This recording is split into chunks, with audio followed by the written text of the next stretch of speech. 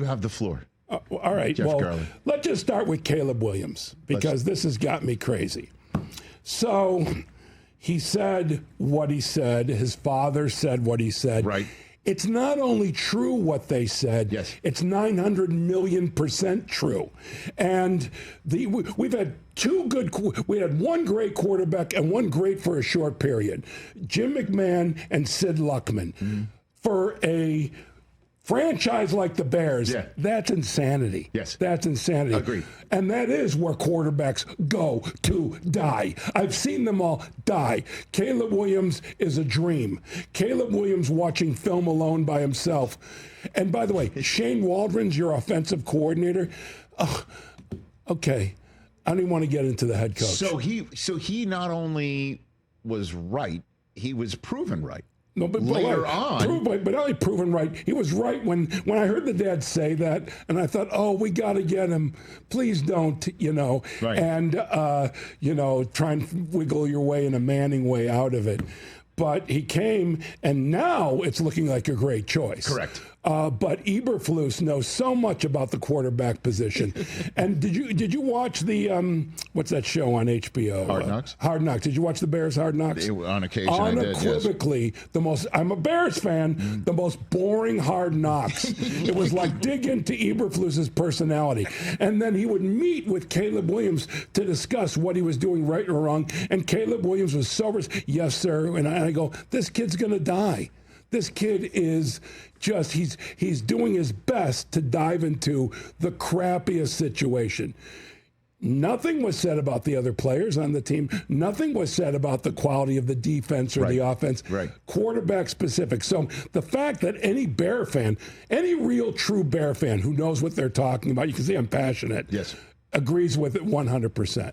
And I just think that, come on. It's infuriating that, like, what are the Bear fans going to do? What's the press? The fact that they even ask questions.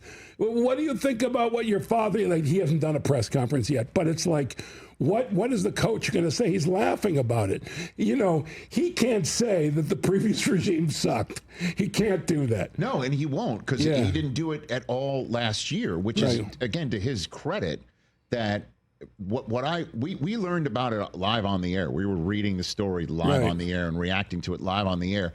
And my first thought was like, Bears fans will not like hearing this about their organization. Then midway through, I'm like, well, actually, this is what they've been saying about their own organization. Well, I know no Bear fans. They're echoing it. He's echoing it back. And then was proven correct by the circumstances of the season. And not once while he was getting his ass beat did he make mention whatsoever about any of his reservations. No, he held it with class. To the draft. He was a pro. He was a pro. Agreed. His rookie season, the guy was a pro. He got his ass beaten. My God. But now they do seem to have the right coach. They really do. No, we haven't seen it yet. No. It's, and what they added with the offense, and I agree with you, Loveland's going to be a monster. Dude. And they already had a great tight end, so it's going to be... The two tight ends are going to be really good friends for him, certainly as he goes through and his progressions. And we got that Luther Perkins later. I call him that Luther Perkins, as if he has his own comedy show.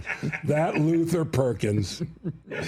It'd be great if he was funny. Right. By the way, I want to say something. Yes. I did get a little excited there, but this is my first appearance since I've been diagnosed bipolar. So my mania in the past may not have been from excitement and actually from a mental health issue. I had no idea, Jeff. I don't. I'm not afraid to share it wherever I share it. But when I think about appearances on talk shows and I watch them, I go, "Oh, you poor guy. You poor guy, you're out of control." The worst appearance I ever had, which happened like 3 years ago, Celebrity, what's the one with the guess the letters? My brain's Wheel of Fortune. Celebrity Wheel of Fortune. And there was no point during the show, and I'm not exaggerating, because I watched it and cried once I was diagnosed. When you watched it back? Yeah, when I knew what was going on, because there was no moment where I wasn't... And I was funny. See, that's the thing that saved me is being funny. Right. But I just thought, this guy It's so sad. I felt so sad watching that. You know what?